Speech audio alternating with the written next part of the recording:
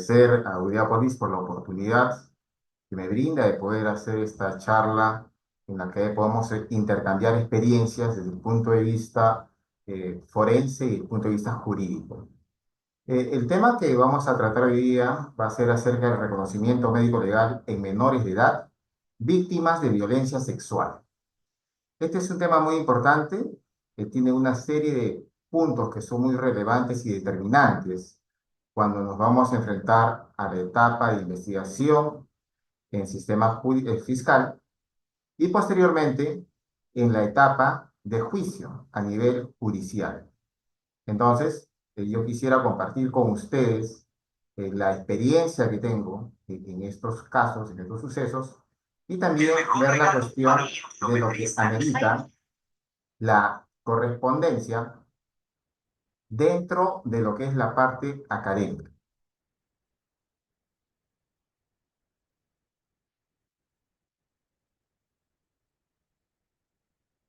Bien, hay una frase que para mí es muy importante, que es mencionada por el jurista italiano Francesco Carneluti, que dice que el juez, por definición, ignora al comienzo del proceso los hechos sobre los que tiene que juzgar.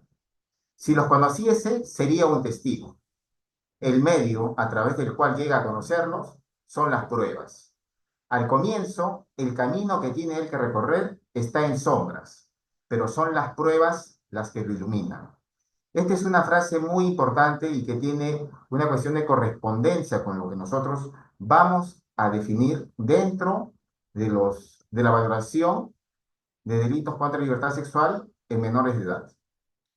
El primer punto que nosotros tenemos que tener como punto de partida o asidero muy importante es lo que está determinado, en este caso, por el Instituto de Medicina Legal del Perú, que tiene unidades y divisiones médico-legales a lo largo y ancho de nuestro país y que van a ser el brazo de apoyo a la Fiscalía cuando ellos van a hacer las investigaciones en delitos de esta naturaleza.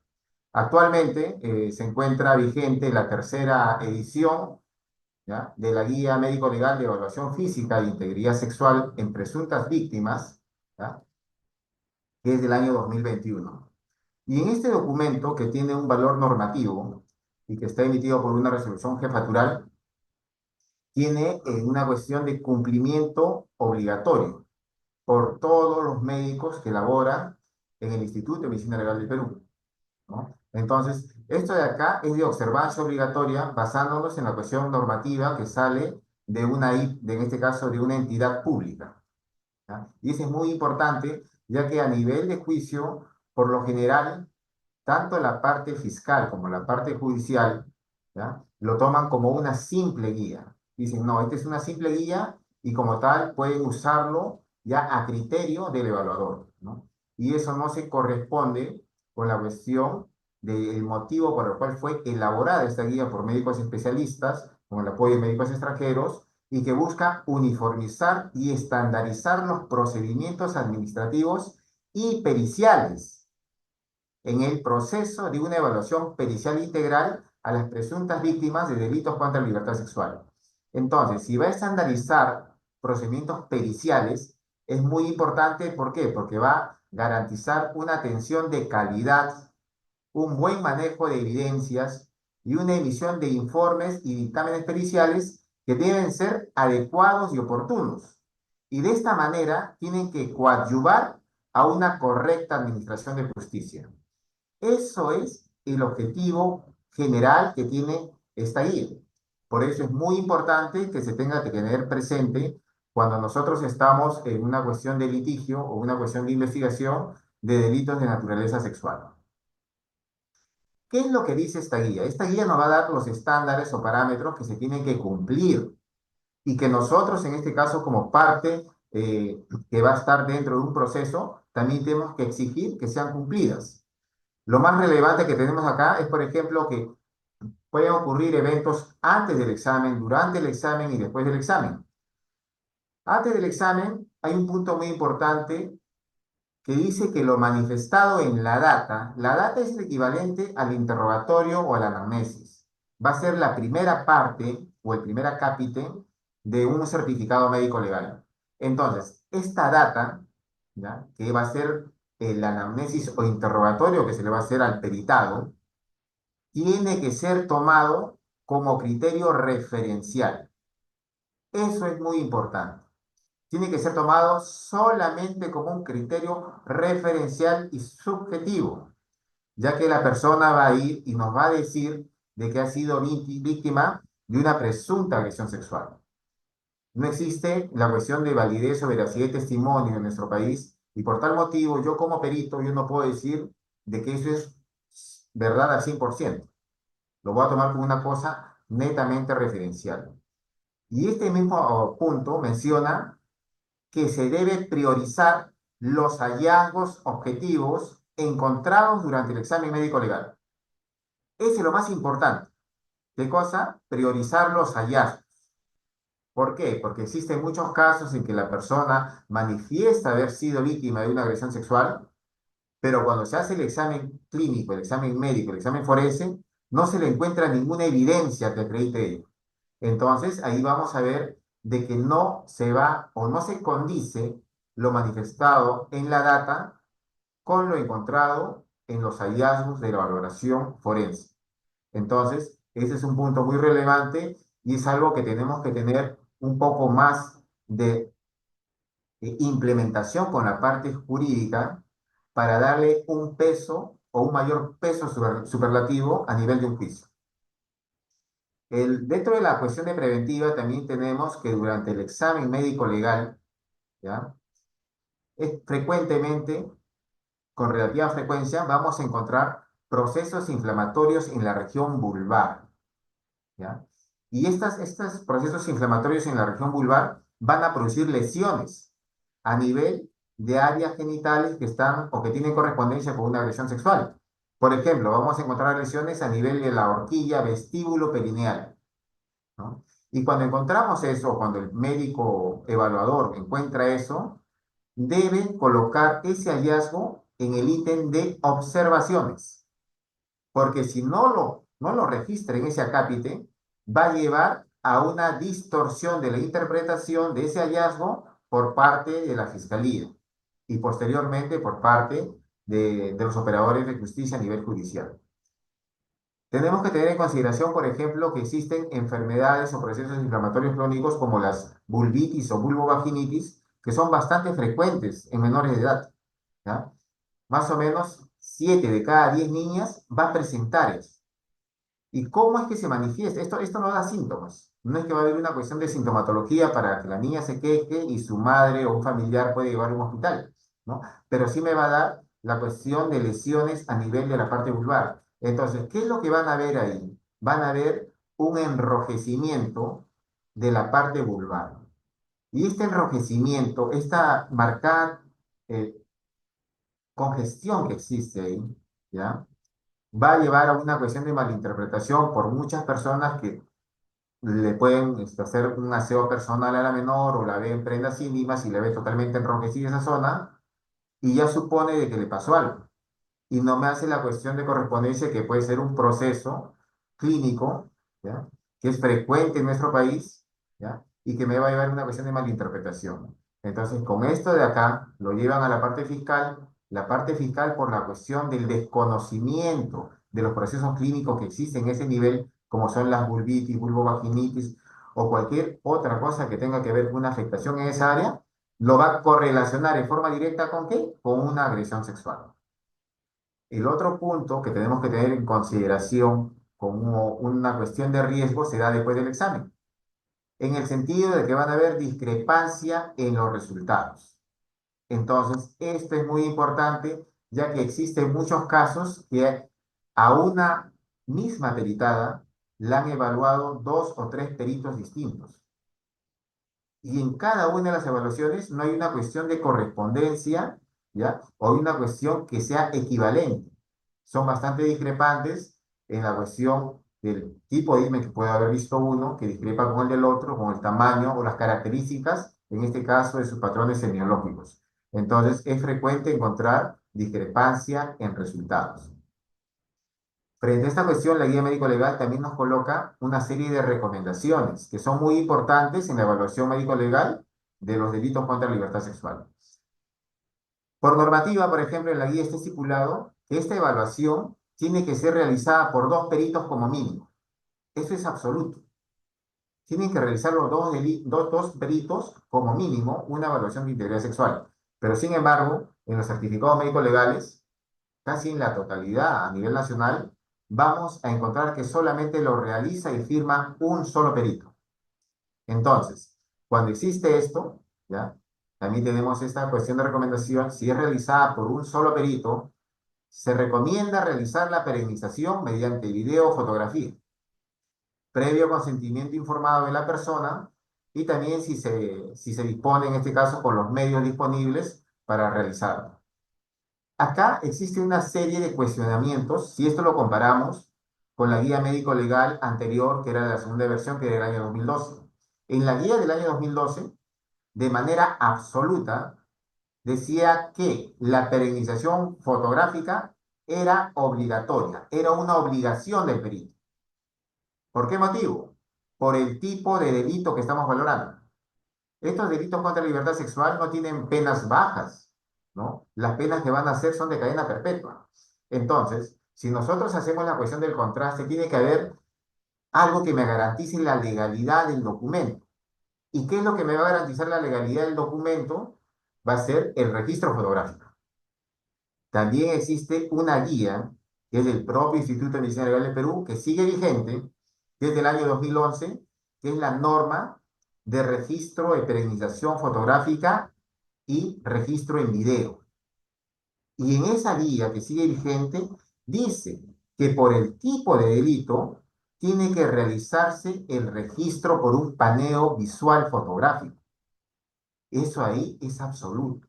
Pero esta guía de 2023 es un poco más blanda y nos da mayor facilidad a que no se pueda realizar la cuestión de un registro seguimiento.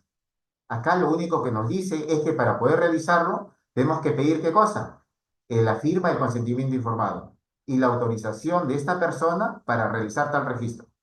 Si ustedes revisan sus documentos y tienen la oportunidad de ver un certificado médico legal, van a ver de que la persona autoriza del consentimiento, sí, pero el médico forense para nada hace un registro fotográfico. Y esa ausencia de registro fotográfico que está contraviniendo lo que está dispuesto en la guía médico legal y también lo que está dispuesto en la norma de perenización y registro fotográfico, ¿qué cosa es lo que realiza? Va a realizar o va a ocasionar una vulneración a la presunción de inocencia del investigado.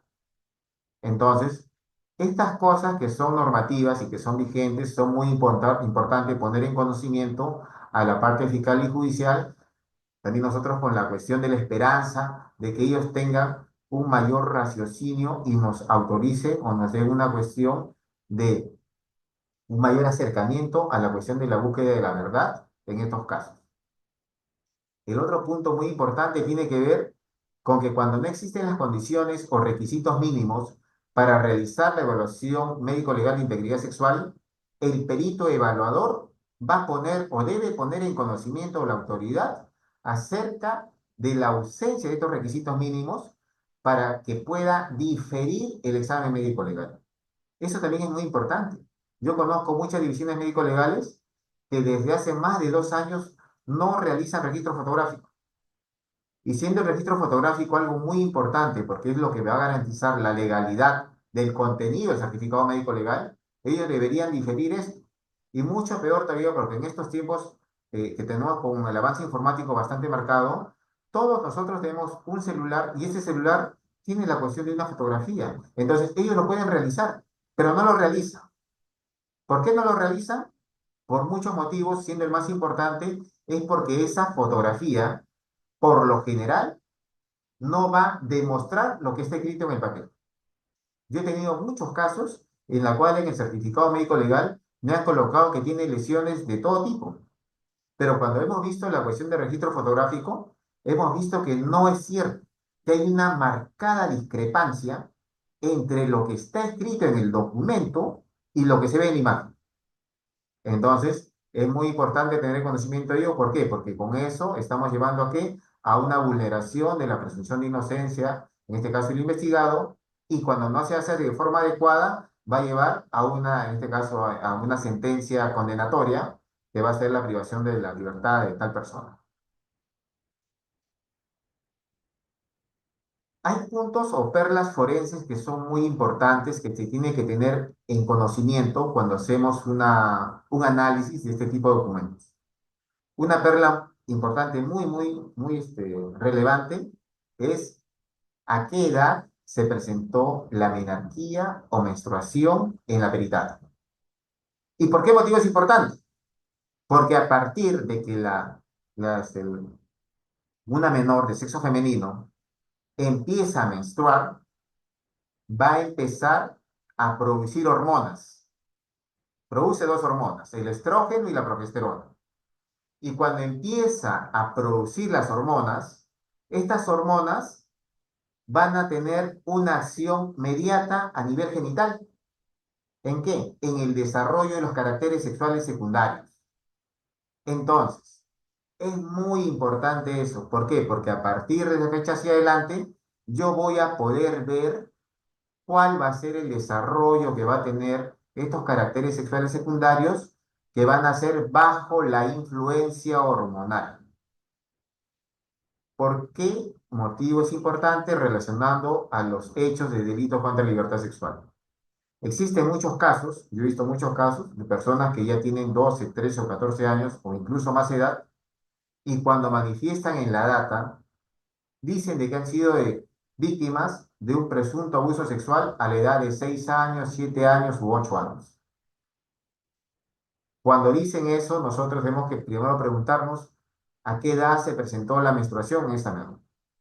Y por lo general están entre edad promedio entre 12, 11 años, ¿ya? Que se ha presentado la menstruación, y eso significa de que cuando fue el presunto abuso sexual, ella se encontraba con ausencia de menstruación.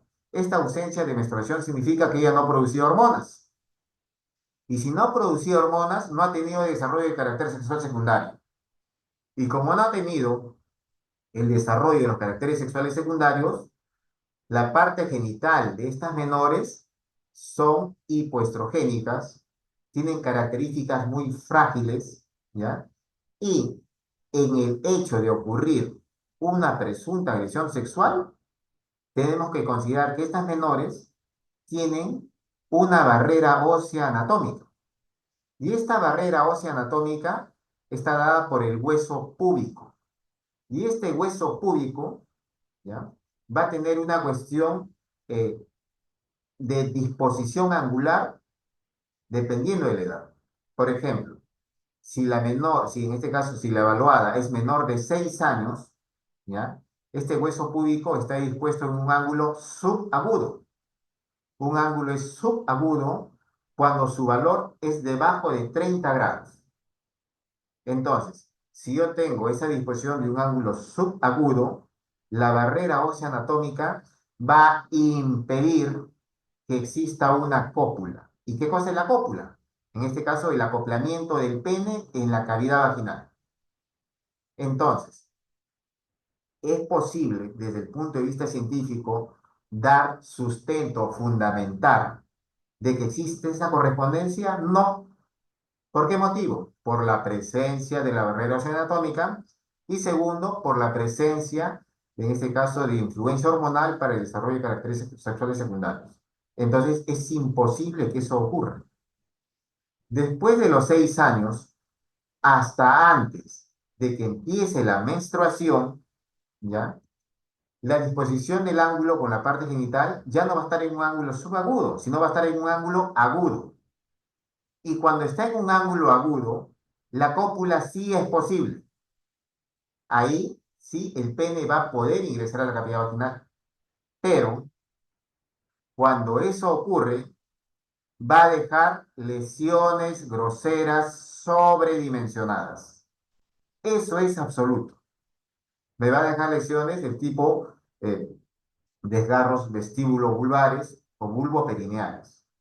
Y estos desgarros que van a extravasar la parte genital van a requerir en este caso, una intervención quirúrgica para una reparación quirúrgica, ya que va a poner en vida, en riesgo, la vida de la persona.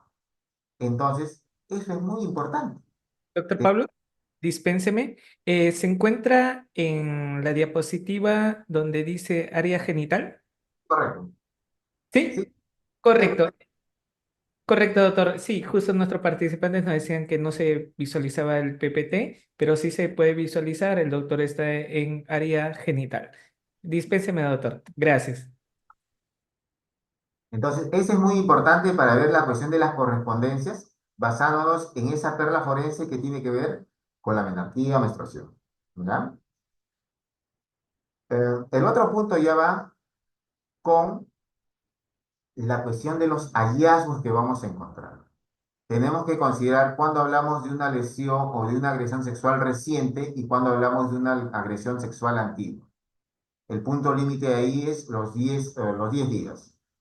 Hasta si la agresión es reciente, se supone que tiene una antigüedad máxima hasta un plazo máximo de 10 días. Si es antigua, es porque tiene más de 10 días. Entonces, si yo estoy frente a una agresión sexual reciente, yo tengo que encontrar una evidencia de qué? De lesiones vitales perilesionales. Entonces, si yo encuentro lesiones vitales perilesionales, ¿ya? En una cuestión activa o en proceso de resolución, porque van a tener hasta un plazo de 10 días en desaparecer, yo voy a tener la evidencia de que algo ocurrió ahí.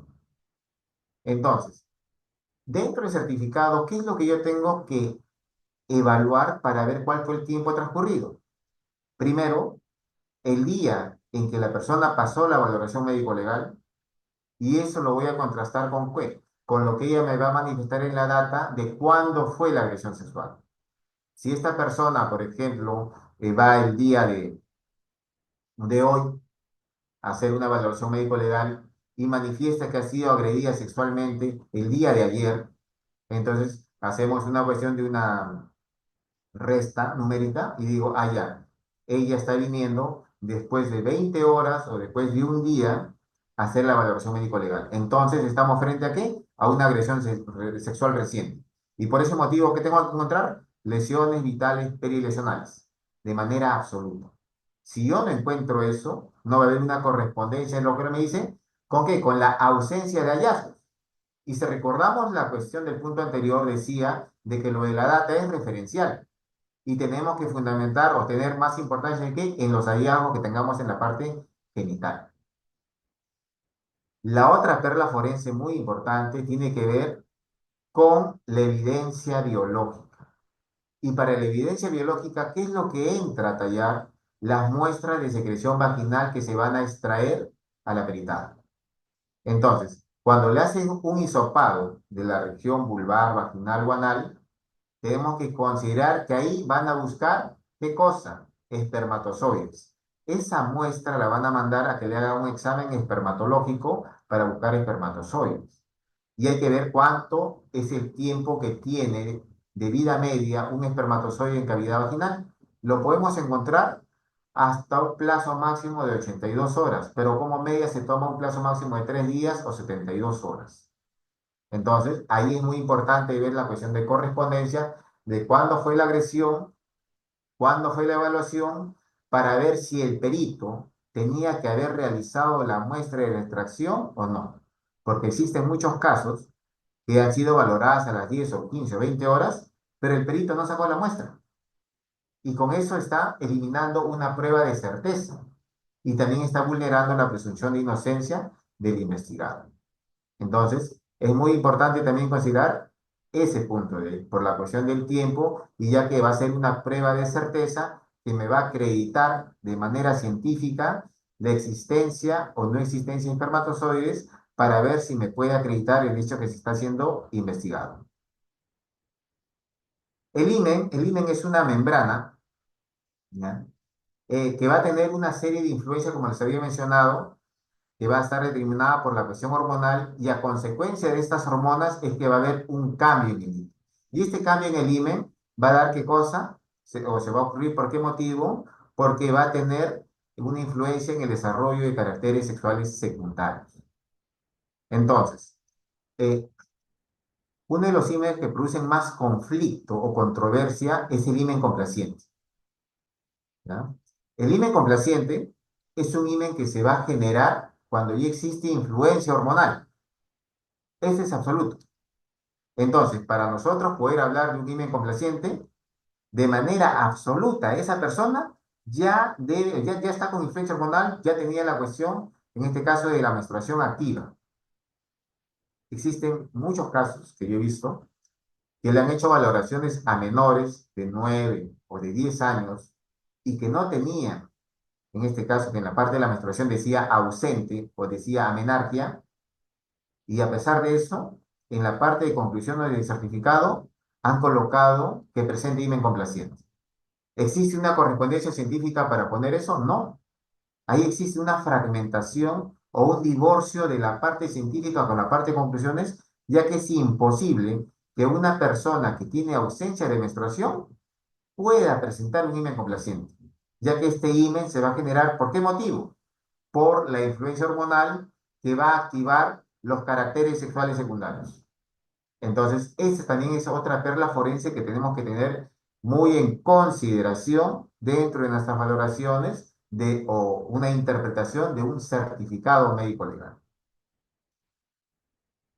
El otro punto relevante tiene que ver con la cuestión de la vascularización del himen. Existe una regla que es muy importante, que es en este caso, que existe una relación inversamente proporcional entre la edad, en este caso de la peritada o de la mujer, con el sangrado. Y es inversamente proporcional, ¿por qué? Porque dice que a menor edad que tenga en este caso la peritada, mayor va a ser el sangrado, ¿ya? Entonces, eso es muy importante porque cuando ellos preguntan, dicen, ah, sí, le han agredido sexualmente, y dicen, ¿y ha tenido sangrado? ¿Presento sangrado? Y dicen que no. Entonces, ahí también están yendo en contra de lo que está determinado en la cuestión fisiológica de la parte genital, que como tiene una marcada vascularización, ya que hay una mayor cantidad de vasos sanguíneos, ¿ya? Tiene que haber un sangrado en mayor proporción. Entonces, eso también es una perla que tenemos que tener en consideración para ver la cuestión de la correspondencia de lo que nos están diciendo con los hallazgos en el examen clínico. Un himen, cuando es valorado, se tiene que ver de manera absoluta la presencia de los bordes. El himen tiene dos bordes, un borde fijo y un borde libre. Entonces, el borde fijo es el que va a estar implantado en la mucosa vestibular. Y el borde libre, ¿ya? El borde libre es un borde que va a estar dentro de la parte del ingreso, en este caso al diámetro, y es por donde va a entrar un miembro eréctil o un elemento fálico. Entonces, cuando ello ingresa, me va a producir una ruptura que se produce o que se llama desgarro. Y este desgarro va a partir ¿de dónde? Va a partir del borde libre. Siempre, siempre un desgarro parte del borde libre y se va a dirigir hacia el borde fijo. Eso es muy importante tener en cuenta, porque existen certificados médicos legales que te dicen lo contrario. Y eso es imposible. ¿Por qué? Por la disposición anatómica que tiene, en este caso el himen, en toda mujer. Que lo que siempre se va a desgarrar, ¿qué cosa es? El borde libre en dirección hacia el borde fijo.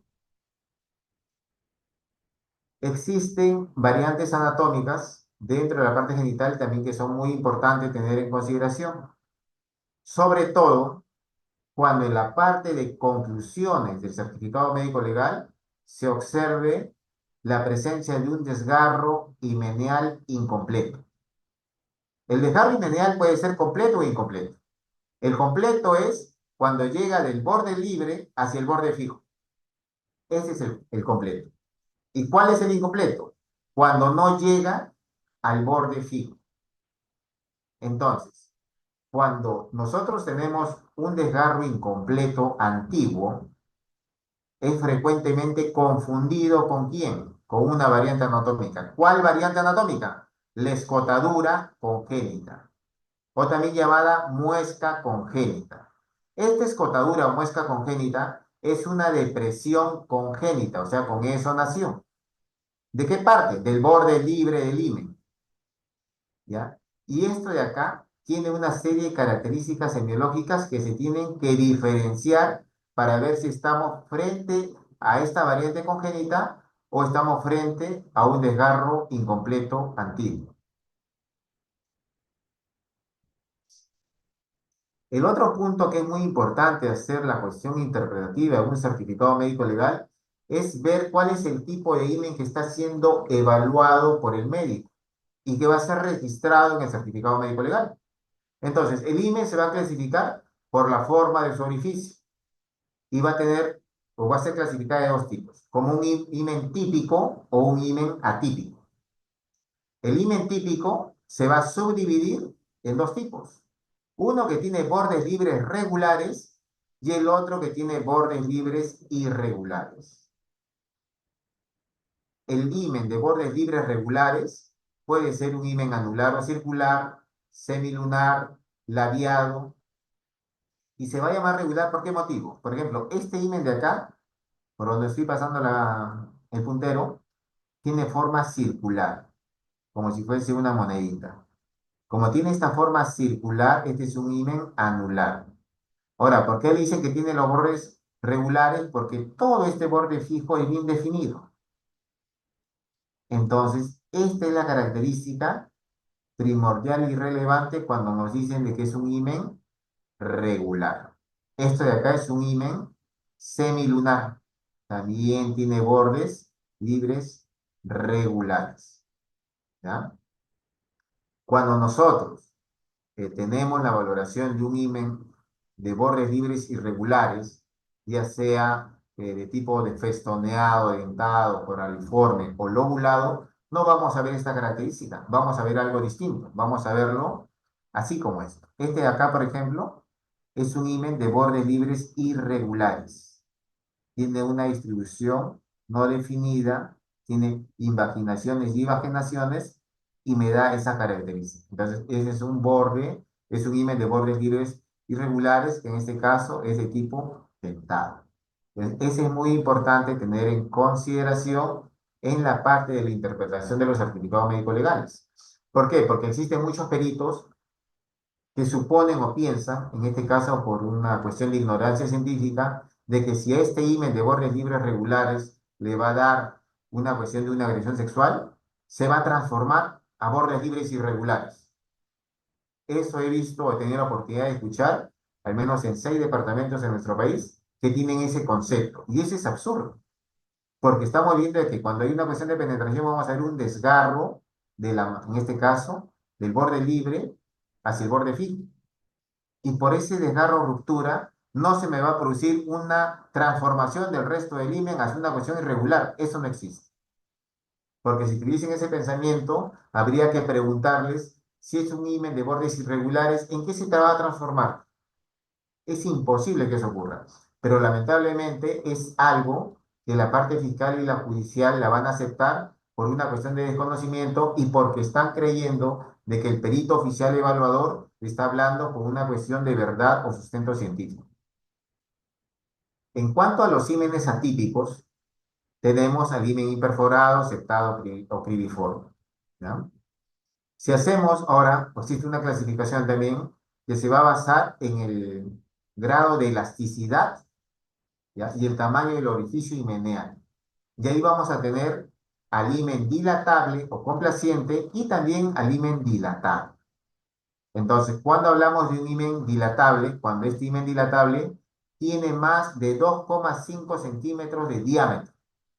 Ese es el tamaño. Y por eso es muy importante de que esté registrado en el documento, de que exista un testigo métrico dentro de la fotografía que garantice ese tamaño para nosotros poder dar sustento científico a la veracidad del contenido. Pero eso es lo que pocas veces encontramos. Entonces, aquí es muy importante ver la cuestión de un himen dilatable y un himen dilatado. ¿Cuál es la diferencia entre estos dos tipos de himen? El grosor del himen. ¿Ya? El grosor o ancho del himen, por ejemplo, un himen dilatable, por lo general está entre un valor de 0,3 a 0,5 o hasta 0,6 centímetros. Pero un himen dilatado es bastante estrecho. No hay una cuestión de un margen diferencial entre el borde fijo y el libre. Están casi juntos. Entonces, ese es muy importante ver para nosotros poder hacer la diferenciación cuando estamos en una cuestión fotográfica o analizando un certificado médico legal. ¿Ah? Entonces, basándonos en lo que estamos valorando en la parte lineal, es muy importante de que esta evaluación sea dinámica, que se tiene que observar el imen desde el inicio de la tracción hasta llegar a su tracción máxima, para determinar de manera absoluta los caracteres semiológicos. ¿Qué caracteres semiológicos tienen que estar registrados en un certificado médico legal? Su forma o tipo, los bordes, el ancho o la altura, el grosor o espesor, las caras, el diámetro del orificio, también llamado óseo himeneal. Eso tiene que estar ahí de manera absoluta. Y también tenemos que ver la cuestión o la presencia de lesiones o la ausencia de las mismas. Entonces, si ustedes ven un certificado médico legal, por lo general no encuentran estas características. Son muy pocos los que te van a poner todo lo que está determinado por la guía médico legal que tiene que ser registrado. ¿Para qué? Para garantizar un certificado médico legal idóneo y con una máxima de calidad de registro. ¿Ah? Bueno, eso ya les había hablado con anterioridad, es la cuestión del borde o desgarro completo o incompleto. El desgarro completo es el que llega desde el borde libre hacia el borde fijo. Y el desgarro incompleto es el que no va a llegar, se va a caer un punto. La característica típica de un desgarro es que ellos siempre van a tener la forma de V, siempre. Ese es absoluto. ¿Ya? Y también, por la cuestión de lo que está en la parte normativa, se tiene que hacer una ubicación del desgarro. Y esta ubicación del desgarro se va a basar en la técnica del cuadrante horario de la Casaña, en la cual me dice que vamos a ponerlo en una distribución horaria. Que vamos a tener si están ubicados entre horas 12, 6, 3 o 9.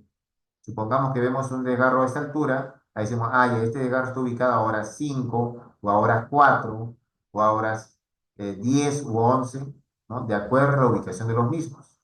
Eso es muy importante para ver dónde está registrado y ver también la cuestión si condice con la parte de hallazgos o lo reportado en datos. De lo que eran las variantes anatómicas, también les había mencionado que el error más frecuente que se tiene es confundir una escotadura congénita con un desgarro incompleto antiguo. Y ahí tenemos que una escotadura congénita siempre va a tener una forma de U, mientras que un desgarro incompleto antiguo tiene forma de V. Y por esta cuestión de diagnóstico diferencial, es una obligación del perito evaluador colocar la forma de lo que él está observando.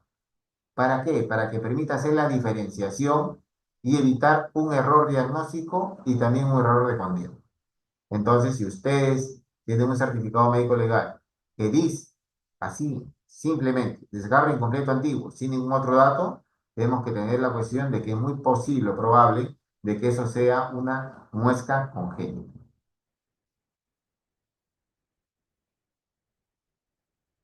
Bien, la periodización de hallazgos es muy importante, ya que estos hallazgos físicos son la mejor evidencia. Por ese motivo, es muy importante registrarlos, ¿ya? Con una descripción detallada de sus características, su ubicación y demás puntos semiológicos. Eso es lo que está estipulado en la guía, en este caso, de registro de peregrinación fotográfica, que sigue vigente. Esta guía me dice, por ejemplo, que toda fotografía debe aparecer el número del certificado médico legal, tiene que tener una toma en conjunto que incluya un testigo métrico. Un testigo métrico que es una regla o una cinta métrica que va a permitir a mí saber cuál es el tamaño del mismo para hacer la coloración, ¿ya? En este caso de los patrones semiológicos y hacer la diferenciación si puede ser o no ser un IME complaciente. ¿Ya? Y para este registro se tiene que cumplir con todas las normas establecidas en las guías para la toma de fotografías por el Instituto de Medicina Legal. Entonces, esto es muy, muy importante para nosotros tener que hacer una valoración integral de lo que está contenido en un certificado médico legal. Ahora, hemos visto todo lo que está estipulado en la guía y que se supone que es una norma, en este caso, de una entidad pública y que tiene que tener una observancia obligatoria en todas las unidades y divisiones médico-legales a nivel nacional. Acá les voy a registrar algunos certificados médicos para que vean la cuestión de la diferenciación o la ausencia de esa información. Por ejemplo, en este caso, tenemos a una menor de 13 años. Y esta menor de 13 años, en la data, lo que colocan es que la menor refiere ser víctima de violación sexual por padrastro de su madre y padrastro desde hace 7 años hasta junio del 2019. Entonces, si en el año 2019 ella tiene 13 años y nos está diciendo de que sufrió un abuso sexual desde los 7 años, por una cuestión de resta, tenemos de que supuestamente el primer evento, ¿cuándo ocurrió? A los 6 años de edad. A los 6 años de edad fue su primer acto violatorio, que ha sido de manera continua hasta junio del 2019. La otra perla forense, aparte del dato, era la cuestión de la menarquía o menstruación. Esta persona empezó su menarquía o menstruación a los 10 años. Eso significa que a los 6, 7, 8 y 9 años en que ha habido abuso sexual, ella se encontraba en amenarquia. Eso significa la cuestión de la disposición del hueso púbico. Eso significa que esta persona debería tener lesiones groseras sobredimensionadas para acreditar lo que está manifestando en la data, que también es algo que tiene un valor meramente referencial. No es que sea una verdad absoluta. Entonces, acá ya tenemos en un análisis integrado qué es lo que tenemos nosotros que hallar dentro de los hallazgos. En los hallazgos se encontraron equimosis violácea en rodilla derecha ocasionado por agente contuso. Una equimosis violácea que puede tener una cuestión de correspondencia con los hallazgos, es imposible. ¿Por qué motivo? Porque dentro de la data, ella manifiesta que la última agresión fue junio del 2019. Junio del 2019. Y la evaluación médico-legal fue en agosto. Entonces, de junio a julio, a agosto, tenemos 2 meses. Y en esos 2 meses, una equimosis ya hubiese desaparecido. Porque una equimosis tiene hasta un tiempo de permanencia en piel de 14 a 15 días.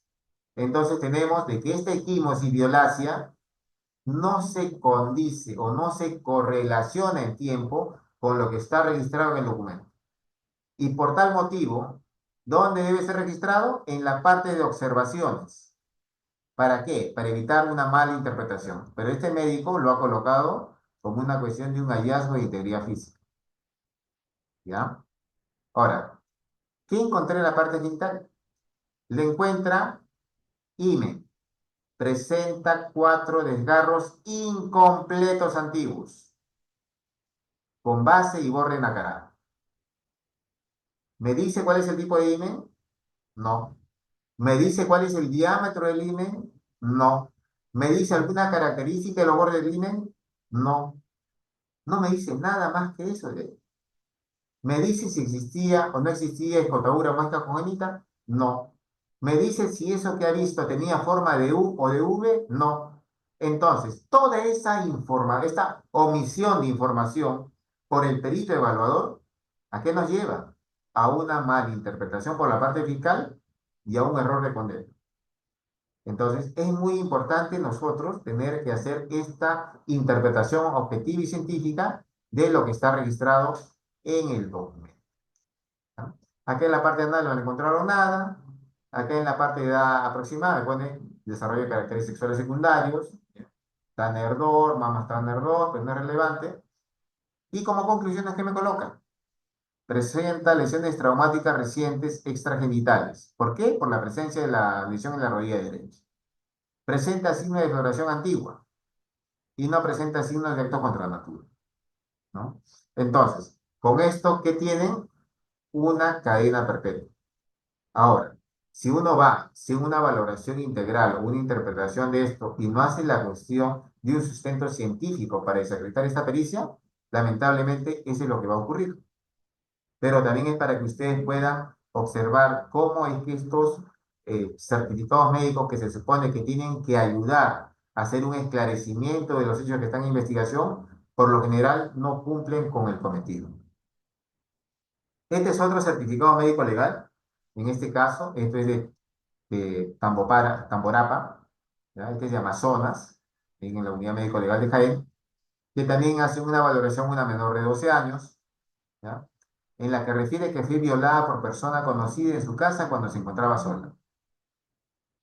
En la menarquia dice amenorrea fisiológica, o sea, esta persona no menstrua, esta persona no tiene influencia hormonal, esta persona tiene una parte genital bastante débil, lábil y con todas las características que me llevarían a una lesión grosera sobredimensionada por los factores de la ausencia de la influencia hormonal, ¿ya? Al examen no se aprecia signos de lesiones traumáticas externas, himen cerrado a simple observación, a maniobra de tracción bimanual, permite apreciar una membrana himeneal de tipo anular con orificio himeneal de aproximadamente 2 centímetros de diámetro, de bordes íntegros y a la maniobra de dígito dilatación es dilatable tipo complaciente. Ano, tono, pliegues, reflejos normales. Conclusión, himen complaciente. ¿Será posible eso? Eso es imposible. Porque esta persona está en amenorrea. Esta persona no produce hormona. Y para tener un himen complaciente, que es un carácter sexual secundario, tiene que haber la influencia de hormonas. Entonces, este certificado también va a llevar a una condena por cadena perpetua. Y aparte de que, si se dan cuenta, es bastante pobre en el contenido.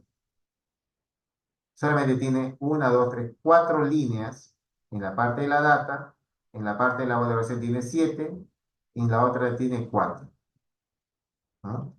Entonces tenemos acá 15 líneas que van a condenar a una persona por una cuestión de una mala interpretación, por una cuestión de omisión de datos y una cuestión que va a tener que lamentablemente eh, va a tener la cuestión del respaldo por la parte fiscal, que va a buscar en este caso una cuestión de condena basándonos en este documento que no acredita científicamente nada de lo que se está investigando. Este es otro certificado médico legal, que es de Lima, ¿ya? En la que hace una valoración de una menor de 13 años y ella manifiesta que fue víctima de violación sexual. Ah, no, este ya hemos visto, disculpen. Allá. Así como hay estos certificados que son bastante pequeños, tenemos certificados que son bastante amplios, como este de acá. Este de acá es de Chachapoyas, y acá tenemos casi el equivalente a una valoración clínica más que una valoración forense, ¿no?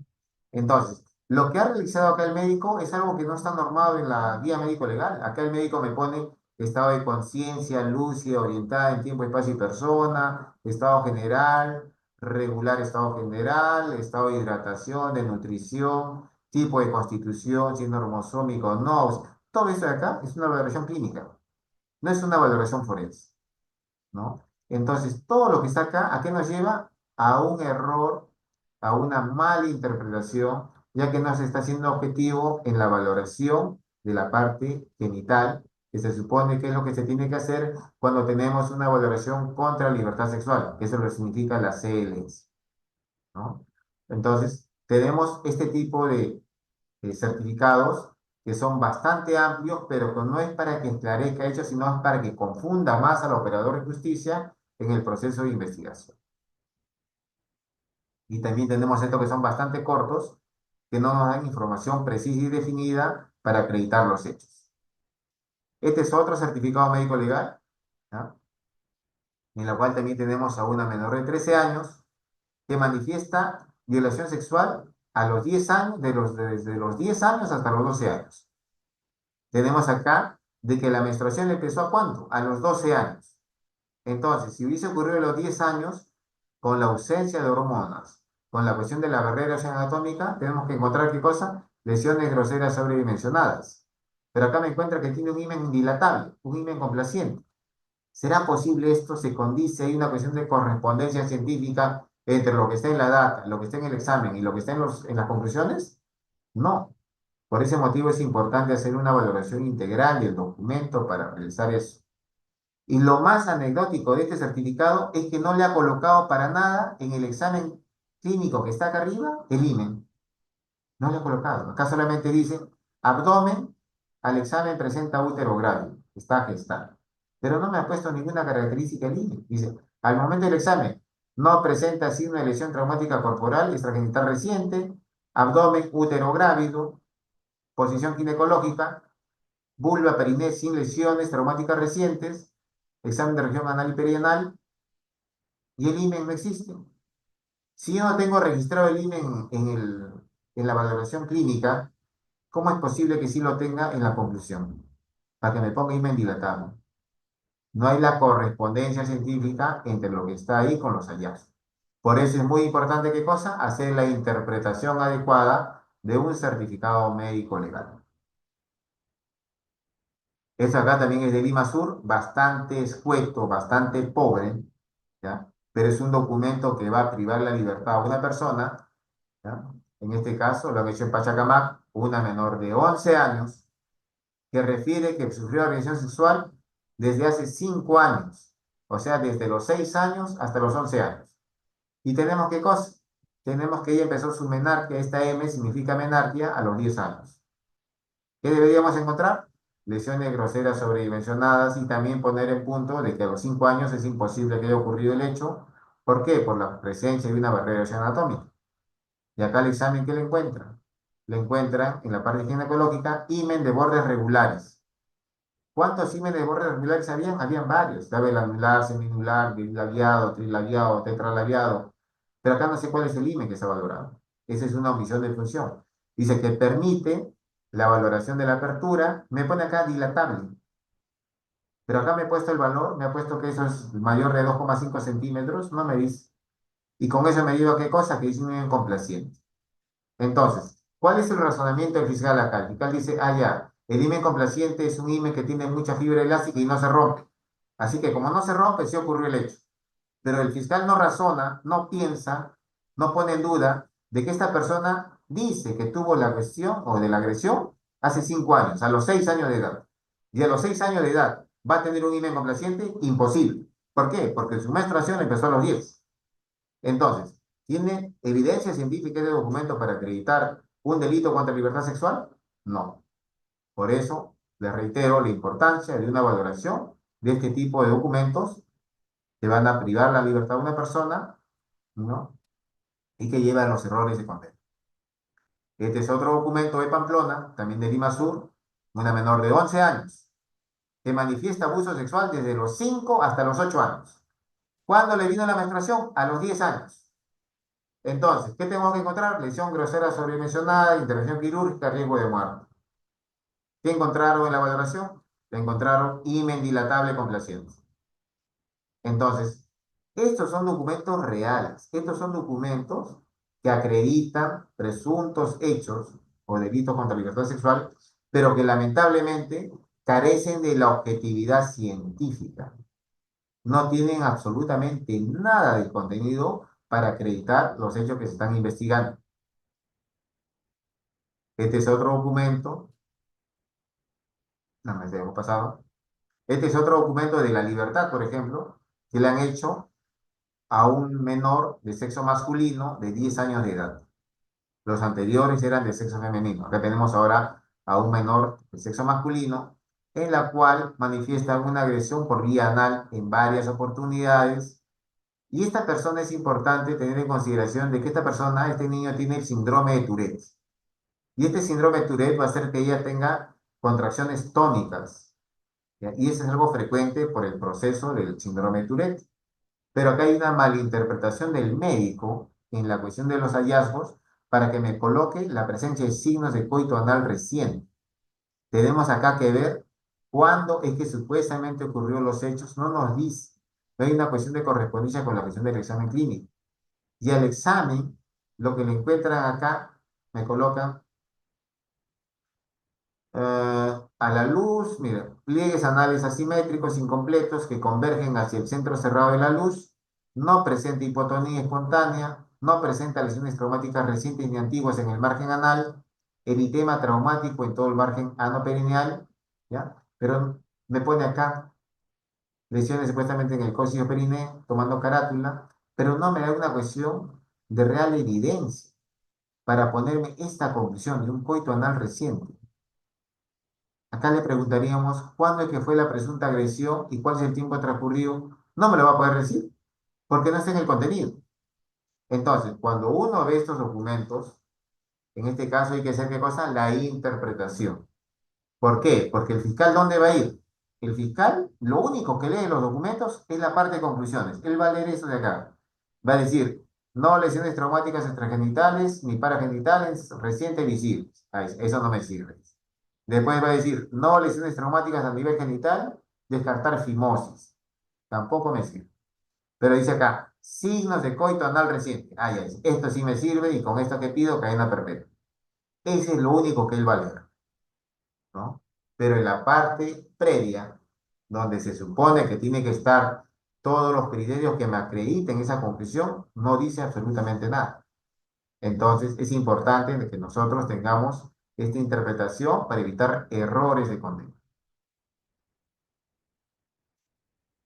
Bien, estos son los certificados que hemos visto en promedio, pero también es importante acá ver qué es lo que nos dicen juristas mundiales que tengan que ver con la valoración de los certificados.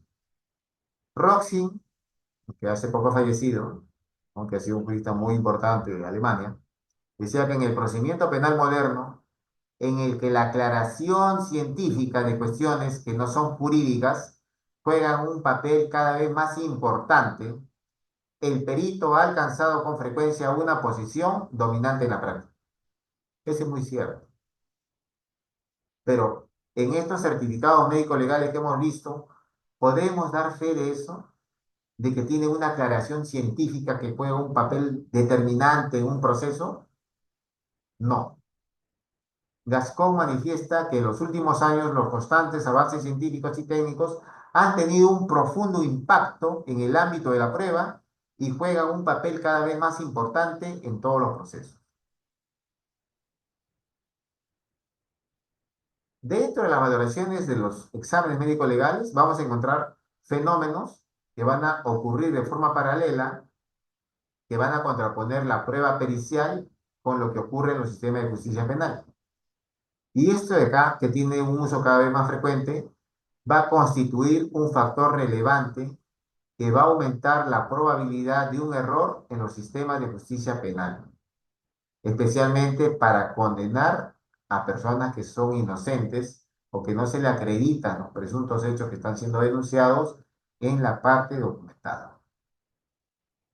Entonces, existe pues un uso inadecuado de la prueba pericial y este uso inadecuado de la prueba pericial se da por lo general en la parte de fiscalía y va a tener una cuestión de correspondencia en la parte judicial y que va a llevar a una cuestión de un error de sistema.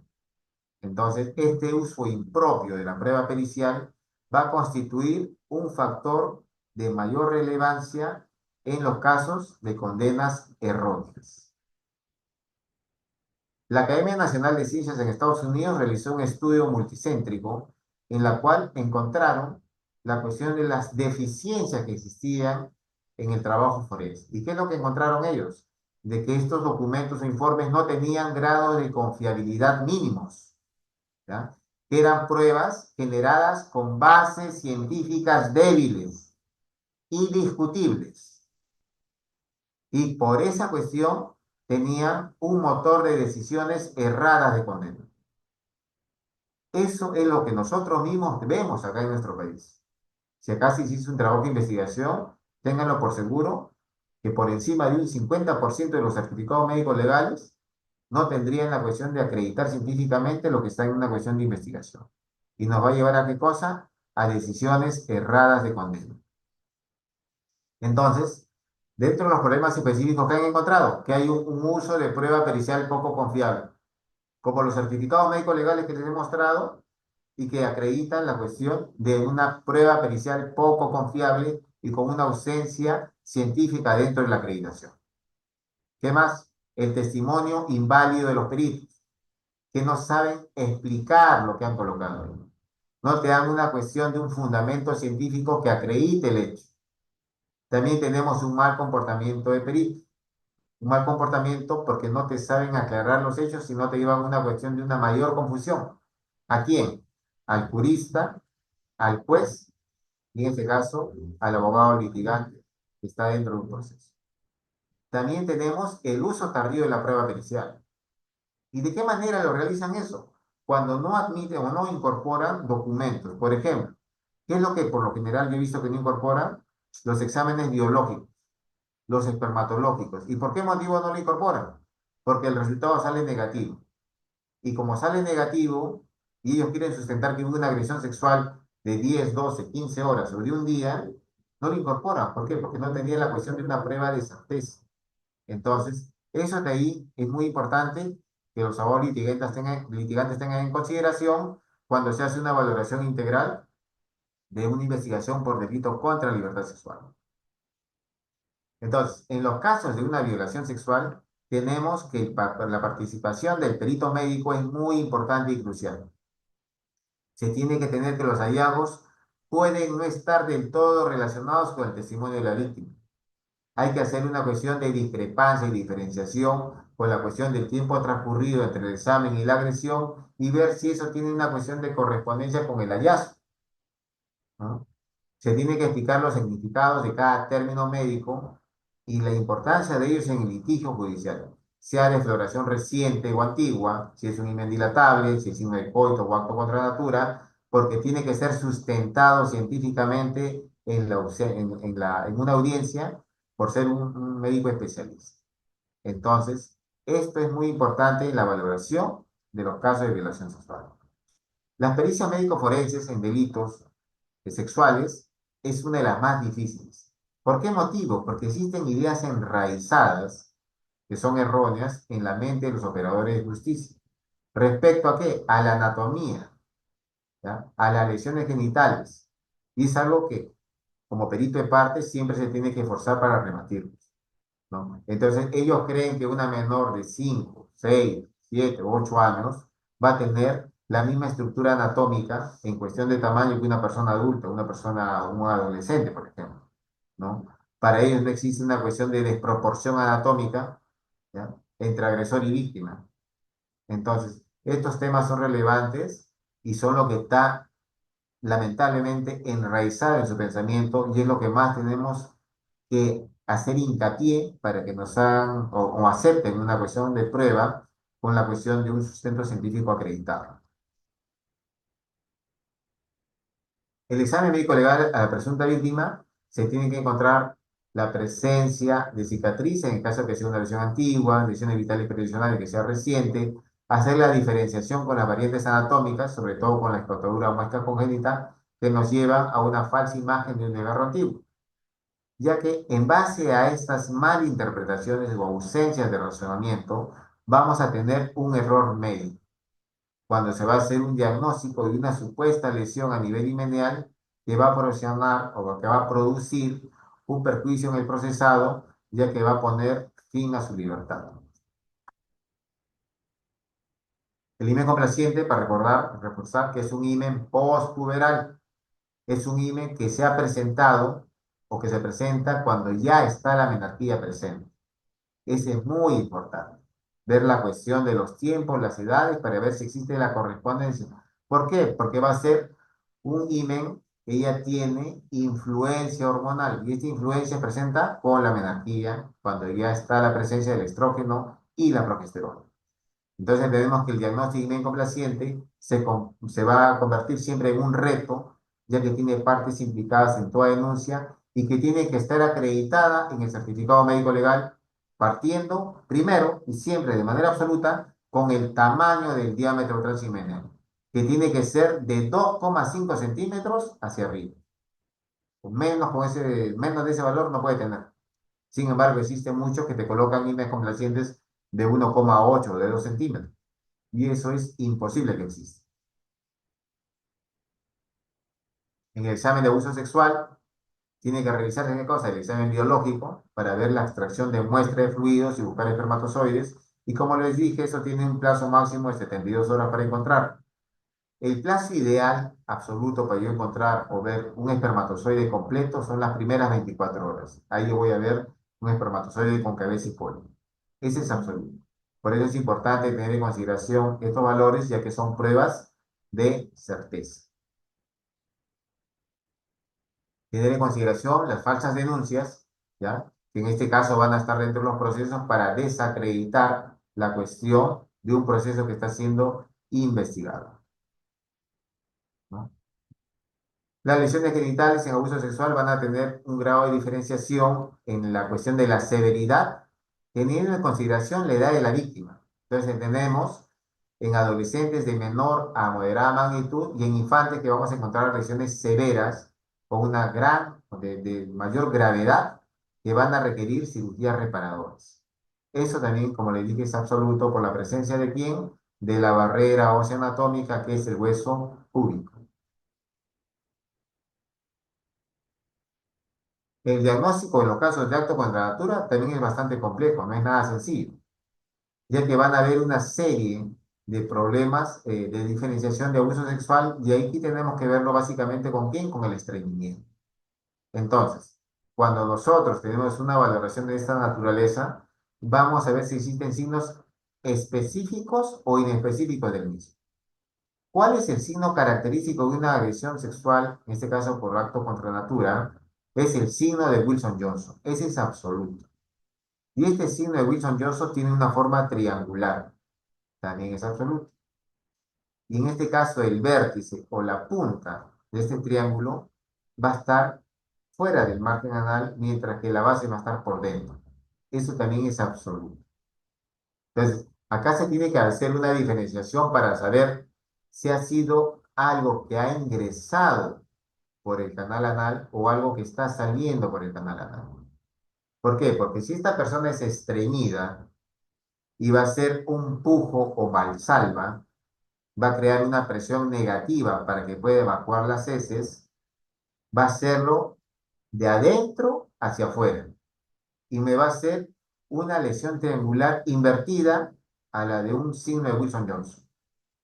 Y estas personas, cuando se hacen una cuestión de limpieza, incluso pueden ver el sangrado por la generación de una fisura.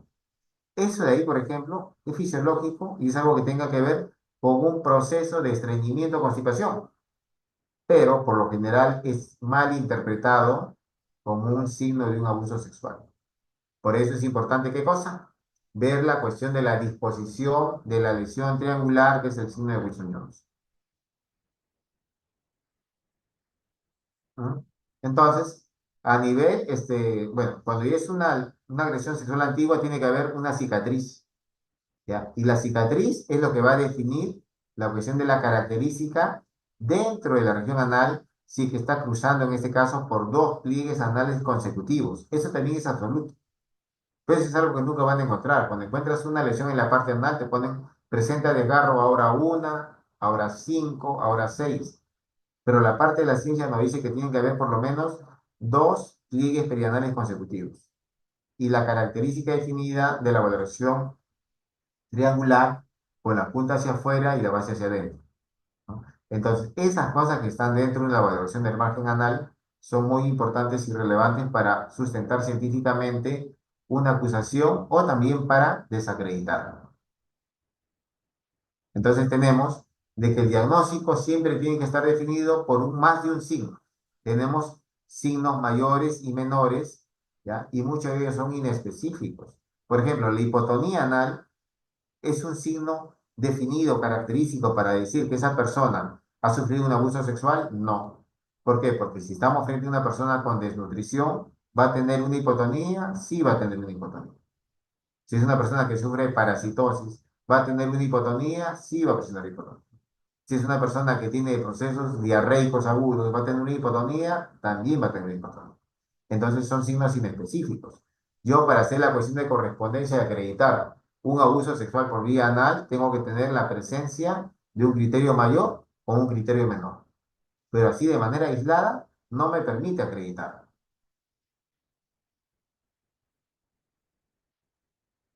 Entonces, siempre dentro de la valoración tenemos que encontrar la presencia de más de un signo a nivel anal y de ellos siempre tiene que haber la presencia de un criterio mayor, sea un evento reciente o antiguo. Así como en la parte del himen había en este caso, una variante anatómica, que era la muesca congénita, En la parte anal también tenemos una variante anatómica que se llama diástasis ani.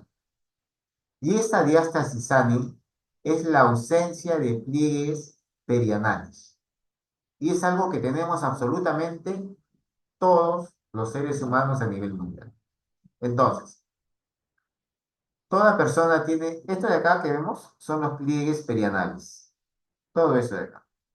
Pliegues radiados, simétricos, que convergen hacia la parte de la luz anal. Estos son los pliegues perianales. Sin embargo, en esta parte de acá no vemos pliegues. Hay una ausencia de pliegues. Lo mismo que en la parte de acá abajo. Hay una ausencia de pliegues. Lo ven acá, que es mucho más marcado. Ausencia de pliegues de acá a acá y también de acá a acá. Entonces, esa ausencia de pliegues se llama diástasis ana.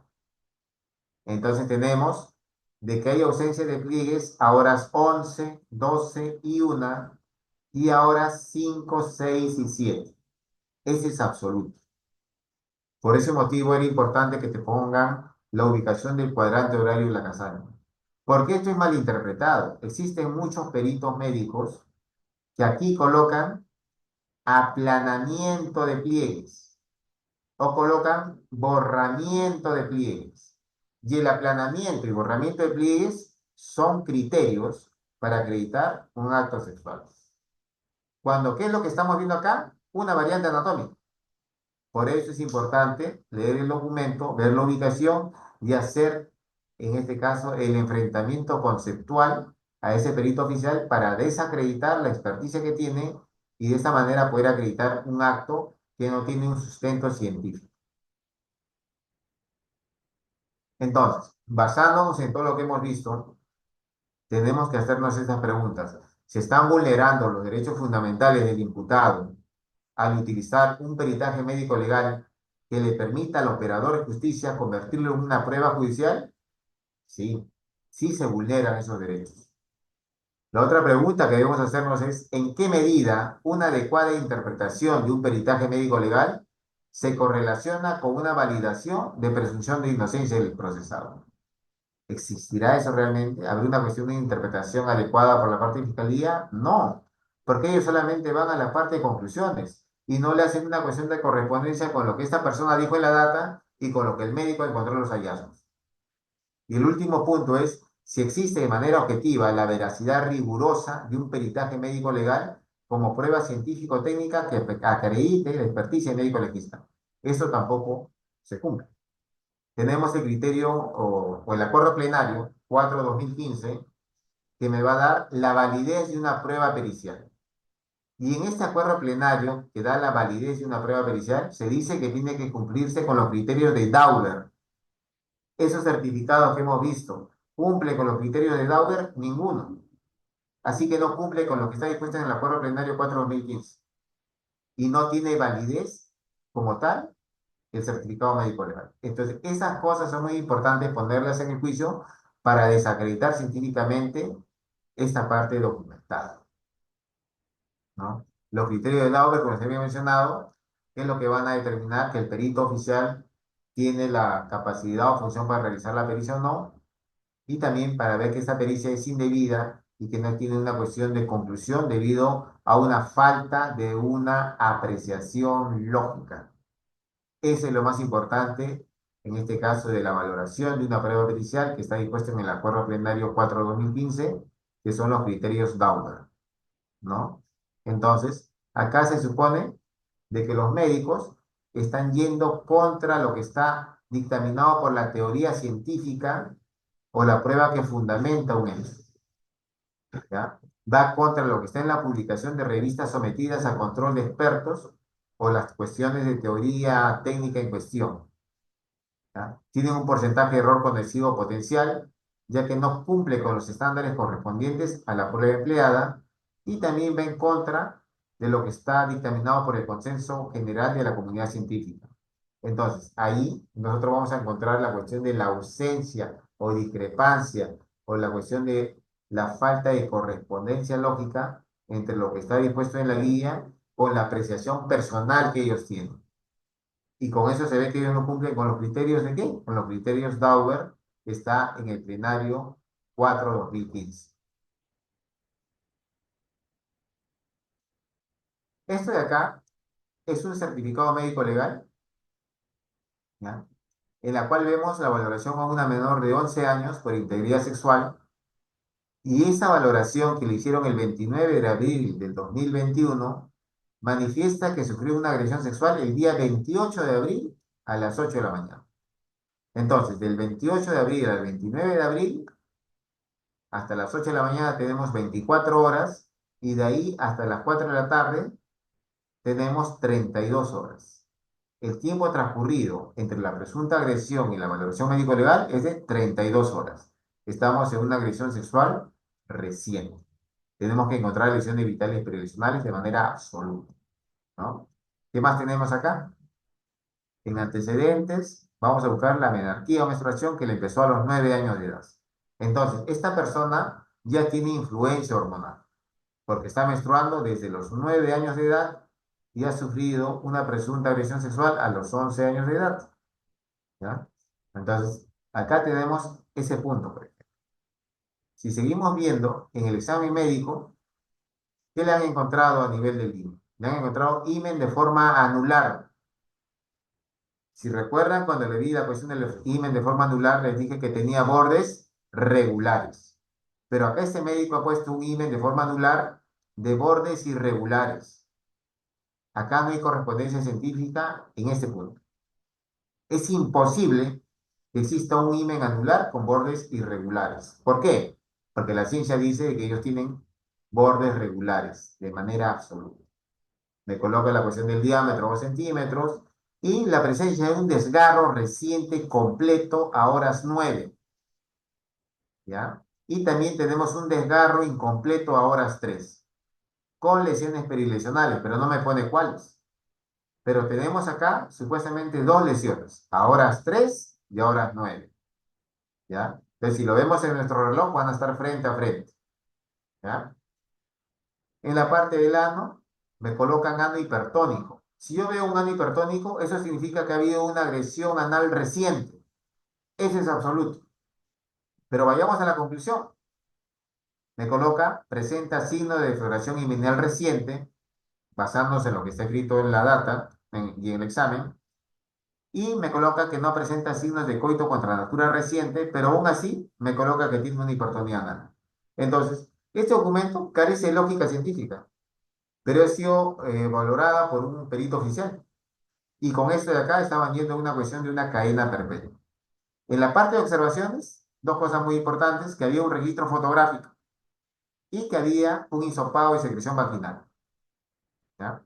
Entonces, se hizo una pericia de parte, por ejemplo. Se le hace la pericia de parte, se presenta la pericia de parte, y en el juicio hubo un debate y un enfrentamiento jurídico, bueno, pericial entre ambos médicos, ¿no? Aquí en este caso, esta es la sentencia, ¿ya? Estaban pidiendo cadena perpetua. Fiscalía alegó que había sido abusada sexualmente por parte de tal persona del 28 de abril y todo lo demás que ya hemos visto en el certificado, ¿ya? Entonces, se presentó la pericia de parte, ¿no? Acá está, bueno, yo hice la pericia, se le hizo la valoración de eso y con eso de aquí dictaminaron un debate pericial. El debate pericial entre el representante del médico del Ministerio Público y el perito de parte. Y colocamos tres puntos controvertidos, ¿ya? El primer punto controvertido era determinar la existencia científica de un himen anular con bordes irregulares. El segundo, determinar por qué no se presentan signos perilesionales en la parte del himen, donde dice que existe un desgarro. Y el otro, determinar la existencia de espermatozoides como signos absolutos de una violación sexual, ya que a esta persona le sacaron una muestra de secreción vaginal. Este es el primer punto controvertido, que tenga que ver con la cuestión de la inexistencia del himen, ¿no? Y acá, después de haber hecho el debate, ¿qué es lo que dijo el colegiado? Por lo que analizando las posturas de ambos peritos, este colegiado considera que la posición del perito de parte, es inexistencia científica de un himen anular con bordes irregulares, es la que razonablemente tiene mayor respaldo en la guía médico-legal al contrastarse con las imágenes que por el principio de inmediación y para fines de ilustración ha sido mostradas durante el juicio. En este caso particular, Cuando nosotros pedimos las fotografías, no nos quisieron entregar la fotografía. Cuando yo hice mi argumentación y le dije al médico, en este caso al colegiado, la importancia de estas fotografías que van a respaldar y van a garantizar la legalidad del documento, y le puse lo que está determinado en las normas vigentes, recién nos accedieron a pedir a presentar las fotos. Y ahí se evidenció la cuestión de la ausencia de la parte contrastada. En el segundo punto controvertido, que era la presencia de los desgarros, tenemos primero que ver esto. Esta es la fotografía que tomaron ellos y lo colocaron como un himen anular. ¿Ven la gran diferencia? Este es un himen anular de verdad. Esto de acá no es un himen anular, como lo había colocado el perito. Este es un himen festoneado. Entonces, ¿el himen festoneado tiene bordes irregulares? Sí tiene bordes irregulares, que no es lo que es un anular. ¿Eso qué demuestra? La ignorancia científica de ese perito oficial, ese perito que es el brazo de apoyo de la fiscalía, pero que tiene una ignorancia científica que lleva a este tipo de tergiversaciones científicas. Lo peor de esto, ¿qué cosa es? Es que este perito manifestó que había un desgarro completo a horas 9. Acá son las horas 9. Acá yo puedo ver el borde fijo y el borde libre, que están totalmente íntegros. No hay ningún desgarro. Y acá están las horas 3. También tenemos el borde íntegro, de borde fijo a borde libre. No hay ningún desgarro incompleto. Entonces, esto de acá que demuestra la cuestión de que en este caso, los peritos oficiales, por el gran desconocimiento científico que tienen, llevan a cuestiones de error de conteo. El tercer punto, este era el segundo punto, se puso acá lo mismo, nos validamos en este caso con la versión fotográfica, y aquí el colegiado dijo de que el perito oficial no podía acreditar la cuestión de la existencia, ¿ya? Y acá coloca, por ejemplo, dice, practicado, bueno, no coinciden con lo evidenciado, pone acá. Lo descrito en el certificado médico legal practicado a la menor no coinciden con lo evidenciado en las imágenes mostradas con fines de ilustración. ¿Por qué? Porque el certificado decía que tenía un desgarro completo y un desgarro incompleto. Sin embargo, la fotografía decía todo lo contrario, que estaba totalmente íntegro. Hecho que le sigue restando contundencia al diagnóstico efectuado por el perito oficial. Tercer punto controvertido, también en este caso se puso la cuestión de la prueba espermatológica porque fue negativa el examen. Entonces, con todo esto de acá se colocó de que con las conclusiones expuestas en el debate pericial permite concluir razonablemente este colegiado que no está probado que se haya realizado el acceso carnal en la menor. Por lo tanto, no está probada la materialidad del delito. Y con eso de ahí hicieron la absolución. Hicieron la absolución de la acusación fiscal, en este caso de una violación sexual en menor de edad. Y esta persona se ve en el penal y ordenaron su inmediata excarcelación. Esto de acá es evidencia real y concreta de la importancia de una pericia de parte, de la importancia de una adecuada interpretación del contenido del certificado médico legal para evitar un error de condena. Acá les quiero compartir este otro certificado, también a una menor de 11 años, que fue evaluada el 24 de julio de 2022, y ella manifestó que fue agredida sexualmente por la parte anal en varias oportunidades, siendo la última el día 23 de julio a las 16 horas. Hacemos el contraste de 23 a 24, 16 horas, tenemos acá 24 horas, y después hasta las 8 de la noche tenemos acá 28 horas. Se le va a hacer la evaluación médico-legal 28 horas después de la presunta agresión sexual. Manifiesta de que tuvo una agresión similar por otra persona en el año 2021. Entonces, se supone que esta persona tiene lesiones antiguas. Tiene que tener, ¿qué cosa? Una cicatriz, de manera absoluta, porque dice que tuvo desde el año 2021. ¿Ya? se hace la cuestión de la valoración clínica y le encuentran acá, en la parte del himen, desgarro antiguo, pero ella dijo que fue agredida por la parte anal. Entonces, en el ano, ¿qué le encontraron? Un esfínter hipotónico, que es un criterio menor inespecífico, presentaba una cicatriz en banda tenue de 0,8 por 0,2 sin lesiones recientes. Entonces, acá no hay la cuestión de correspondencia de la data con los hallazgos y la cuestión de la denuncia. Y coloca como conclusión que presenta desgarro himenal antiguo y presenta signo de coito anal antiguo. Tomaron muestras de secreción que también fueron negativos y también fuimos a un debate.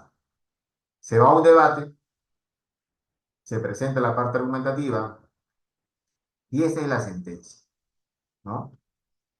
Y en la sentencia que hubo, bueno, en el debate que hubo con el perito, por ejemplo, acá está mi nombre, Pablo César Yoca Flores, como perito de parte, y acá el médico que estaba como perito oficial, Nelly Benita Flores, ¿no? Que va a ser el documento. Se hace la cuestión de la argumentación, ya que en este caso también la fiscalía estaba pidiendo cadena perpetua, ¿ya? Y en la parte de lo que está, que es lo que manifiesta el colegiado, que hay imprecisiones, ¿no? Que el certificado o la pericia oficial tiene imprecisiones, adolece de errores, inconsistencias e incongruencias respecto a la anamnesis y los hallazgos y conclusiones que se arribaron. Incumplimiento de la normativa, ya que no ha cumplido con los parámetros legales establecidos en los casos de delito de violación sexual. Después, antigüedad de las lesiones, basándose en la edad de 10 días, ¿ya? Y la cuestión de los criterios mayores para determinar las mismas, ya sea reciente o antiguo, y que no permite afirmar con grado de certeza que el hecho se haya ocurrido 28 horas antes. Con eso de ahí, ¿qué es lo que dice el colegiado? Que la versión de la perita oficial no crea certeza en estos juzgadores de que el hecho delictivo se haya producido conforme lo ha sustentado el fiscal. Y con eso, en su parte resolutiva, absuelven al investigado. Y también estaba, en este caso, en prisión y disponen su inmediata excarcelación. Esto de acá es la importancia de la interpretación, en este caso de un certificado médico legal, de una presunta víctima de delito contra la libertad sexual en menor de edad, ¿no? Como hemos podido observar, tenemos que la prueba pericial puede ser tanto poderosa como bastante desorientadora debido a la dificultad para evaluar. Tenemos que tener en consideración de que el perito médico tiene que pensar con claridad. ¿Y por qué tiene que pensar con claridad? Para escribir con precisión su certificado médico, que lamentablemente en muy pocos casos se ve. Yo quisiera agradecerles a todos los presentes por la atención que han puesto en esta disertación y también decirles cuál es la cuestión de la importancia o relevancia de estos documentos, ya que hay que considerar que la obra maestra de la injusticia es parecer justo sin serlo. Y eso es algo que se ve con mucha frecuencia, ¿no? Tenemos que tener en consideración que la duda siempre va a ser uno de los nombres de la ciencia y que van a existir dos maneras de ser engañados. Una, que es creer lo que no es verdad, y la otra, que es negarse a aceptar lo que sí es verdad, que es algo que yo con bastante frecuencia puedo observar a nivel de los procesos judiciales. Y ahí es donde yo veo o puedo hacer una cuestión de discrepancia y decir que la ceguera biológica me impide ver, pero la ceguera ideológica impide pensar, sobre todo en los procesos que tengan que ver a cápite con estas valoraciones de delitos, ¿no? Importante hacerle recordar de que los indicios son testigos mudos que no mienten, solo hay que hacerlos hablar. Y ahí tenemos la importancia y relevancia de una pericia de parte y una adecuada interpretación de los certificados médicos legales. Si tuviesen algún tipo de duda, comentario, pregunta, les agradecería infinitamente. Si ustedes tienen algún tipo de consulta, pueden hacerlo con mi persona, ahí está mis teléfonos y mi correo personal, ¿no? para hacerle una cuestión de una asesoría forense o una cuestión, en este caso, intercambio de ideas dentro de las valoraciones de este tipo de delitos. Reitero el agradecimiento a Audiápolis y a todos los participantes y espero que podamos tener un mayor reforzamiento dentro de nuestra estructura mental para una mayor ampliación de nuestro bagaje cultural que tenemos dentro de los temas forenses, que tenemos que integrarlo, que tienen que integrar de manera precisa con los procesos jurídicos en todos los procesos que tengamos a futuro. Muy agradecido y también personal, si tengan algún tipo de pregunta para poder aclarar los temas. Muchas gracias. Muchas gracias, doctor Pablo César Yauca Flores. Estimados colegas, síganlo por redes sociales porque también tiene algunos, bueno, no algunos, sino muchos tips jurídicos. Doctor, ¿cómo lo podemos seguir por redes sociales? Por lo que es TikTok e Instagram, por favor. Bueno, sí, sí tengo en TikTok, está con mi nombre Pablo César Yoca Flores, también en la parte del Facebook, ¿no? Cierta regularidad presento o cuelgo algún tipo de ponencia o cuestión de comentario, ¿no? Pueden hacerme consulta también por la vía WhatsApp, bueno, al teléfono que les había mencionado, pero el 961-838-767, o al correo que tengo que también les había mencionado, para cualquier tipo de comentario o duda, y hacer un reforzamiento de estos temas para llevar a una mejor administración de justicia. Muchas gracias, doctor. Estimados colegas, agradeciendo a cada uno de ustedes. En este momento vamos a la ronda de preguntas. Por favor, levantan su manito los que han estado durante toda la clase con cámara activa. Levantan su manito y realizan una pregunta por estudiante. Recordar ningún caso particular, son temas generales. Si tienen alguna pregunta, pueden hacerlo ahora, estimados colegas, ya que todavía tenemos tiempo para la sesión. Pero si no desean realizar ninguna pregunta, no hay problema. Ah, tengo, a ver, Anthony. ¿Cómo estás, Anthony? Muy buenas noches. Adelante, por favor, una pregunta. Gracias. Sí, buenas noches, doctor. En principio, felicitar la excelente exposición que ha sido bastante ilustrativa para nosotros. Y mi consulta va respecto de un certificado médico legal que indica, pues, ¿no? En la parte clínica, la existencia de un ano hipertónico y además el borramiento de pliegues perianales en horas 12 y 6, que es lo que usted nos indicaba, ¿no? Que podría existir y además una erosión lineal en horas 7 y en horas 8. ¿Cómo es que se debería interpretar en todo caso esto, lo que indica este certificado médico legista? A ver, partiendo del primer punto que ha mencionado, la cuestión de una hipertonía, cuando hago la valoración del tono anal, yo tengo tres cosas. Tengo una eutonía, que es lo normal, tengo una hipotonía y una hipertonía. Entonces, si yo tengo, supongamos que esta es la parte, no sé si me verán, a ver un ratito.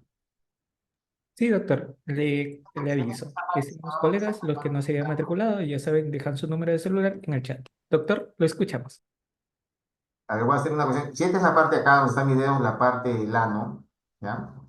El ano está en este caso controlado su tono por un esfínter que es el esfínter externo. Y este esfínter externo tiene control voluntario. Y ese esfínter externo se va a hacer una apertura a los 30 segundos. Entonces, si yo estoy con esto y le hago una separación glútea, cuento hasta 30 y se va a abrir. Y eso de ahí es una eutonía, ¿ya? Cuando yo lo veo, primero está cerrado, pero 30 segundos y se abre, se dilata. Es una eutonía. Ahora, cuando hay una hipotonía es cuando yo lo veo y ya está abierto. Ya está abierto. ¿Ya? Ahora, ¿qué cosa es una hipertonía? Una hipertonía es que está totalmente cerrada.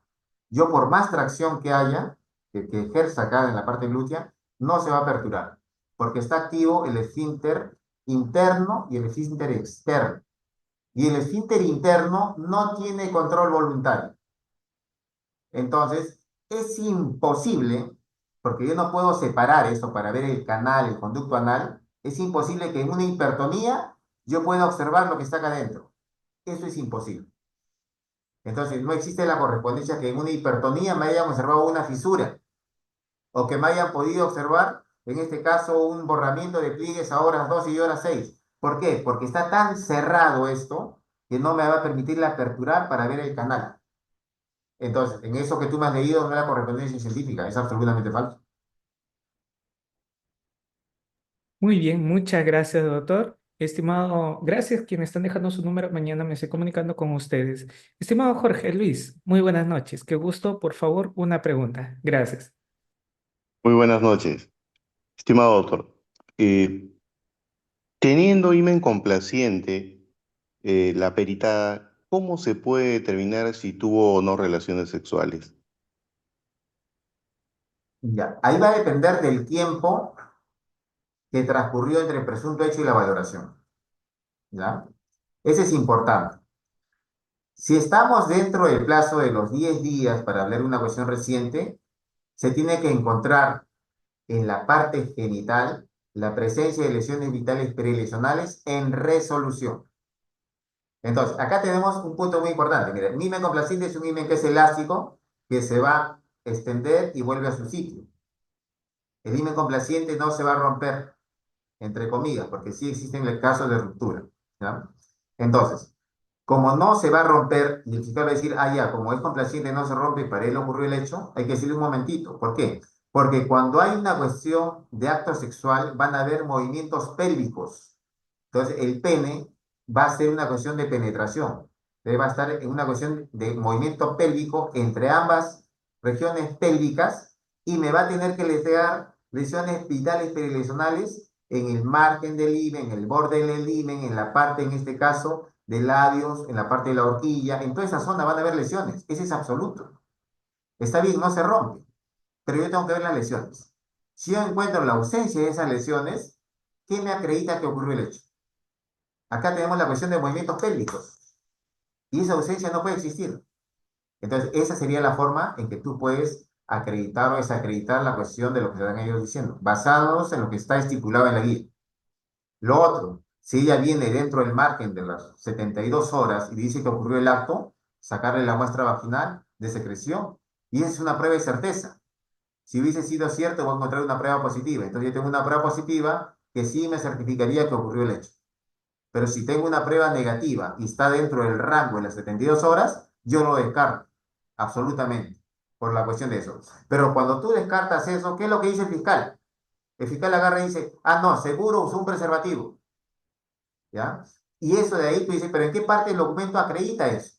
¿Está escrito o no acredita? ¿Ya? Pero también tenemos que tener otra consideración. Cuando le hacen un examen espermatológico, ellos nos mandan a la búsqueda de espermatozoides y también a la búsqueda de dos marcadores bioquímicos, que son el antígeno prostático específico y la fosfatasa ácida prostática. Entonces, si esos dos marcadores me salen negativos, si se ha puesto el preservativo, no tiene nada que ver porque me hubiese salido positivo y de esa manera lo desacreditas. Eso sería para resolver tu duda. Gracias.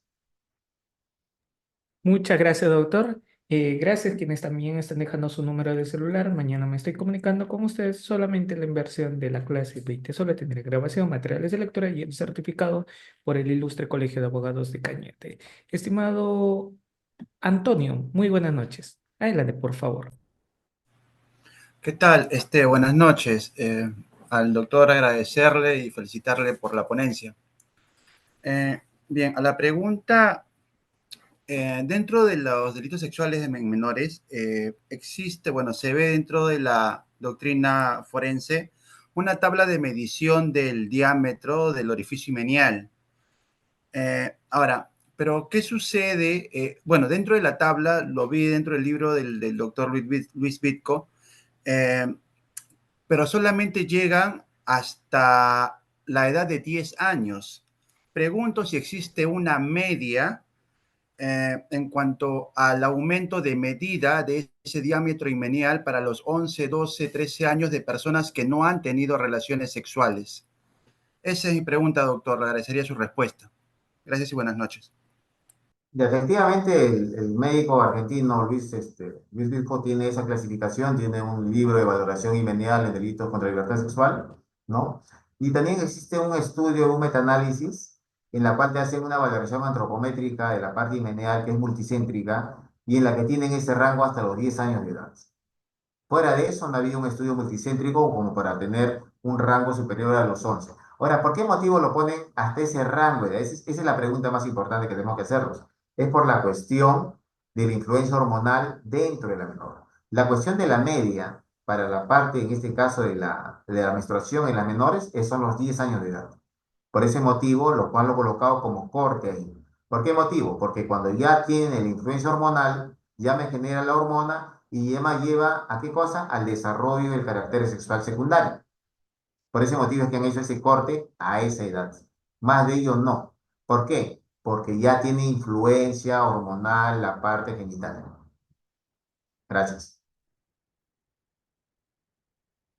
Muy bien, muchas gracias, doctor. Tengo a Lita Daniela. Muy buenas noches, gracias por haber tenido activo tu cámara durante toda la clase. Adelante, por favor. Te escuchamos.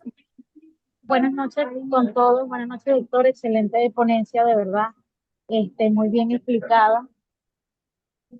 Hace rato hice un comentario, eh, en realidad quisiera saber, una chica, bueno, niña de 9 años, fue abusada por su padrastro a los 9 años de edad y nunca hubo denuncia, nada, ya ahora ella es una adulta, ya ella ahora es una adulta y quisiera saber cómo se puede hacer para ella para que ella formalice una denuncia, si eso llega, eso todavía sale por medio de una pesquisa forense, por llamarlo así.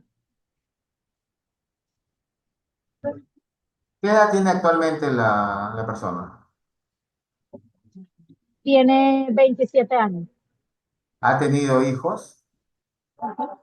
No, no tiene hijos todavía. No tiene. No.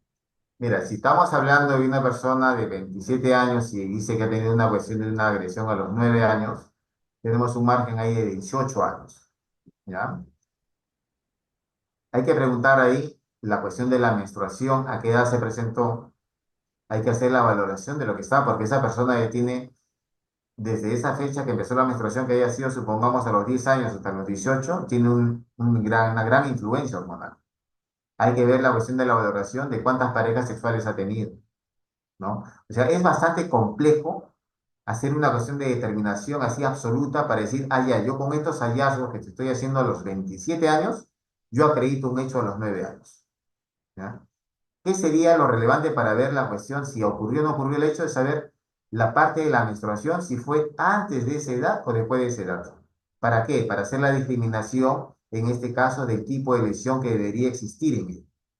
Pero fuera de eso, otra cosa, no. Por la marcada distancia que existe de 18 años. Gracias por la pregunta. Muchas gracias, doctor. Y creo que ya no hay ninguna pregunta adicional, estimados colegas. ¿Sí? ¿Tienen alguna pregunta adicional? A ver, vamos leyendo algunos del chat, ya que algunos participantes han dejado algún comentario. No, no tenemos ninguna pregunta, doctor.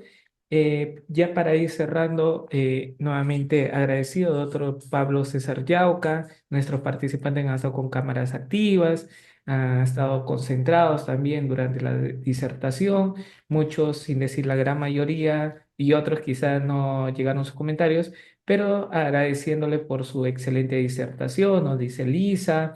Tenemos también a otro participante, a Lisi, también agradecido. Y hay un comentario, doctor, sobre uno de nuestros participantes, justo cuando usted ya cerraba la exposición. Un momento, por favor.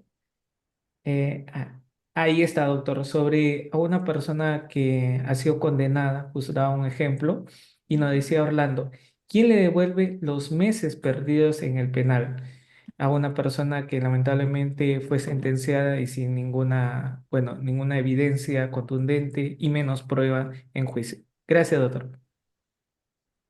Bien, esa es una cuestión que tiene muchas curas, y también una cuestión de inequidad. Yo he tenido muchos casos de personas que han estado empleadas en la cuestión de una prisión preventiva de 8 meses y después Fiscalía pidió una ampliación de la prisión preventiva, por lo menos están siquiera 15 y 16 meses, ¿no? Y cuando se demuestra la libertad, en muchos casos se les ha recomendado ¿no? De que ponga una denuncia al médico, porque el médico es el que ha firmado el documento para, en este caso, el fiscal pueda sustentar la acusación, ¿no? Y pedir una cuestión de indemnización o reparación civil, como existen, por ejemplo, en otros países como Colombia, ¿no?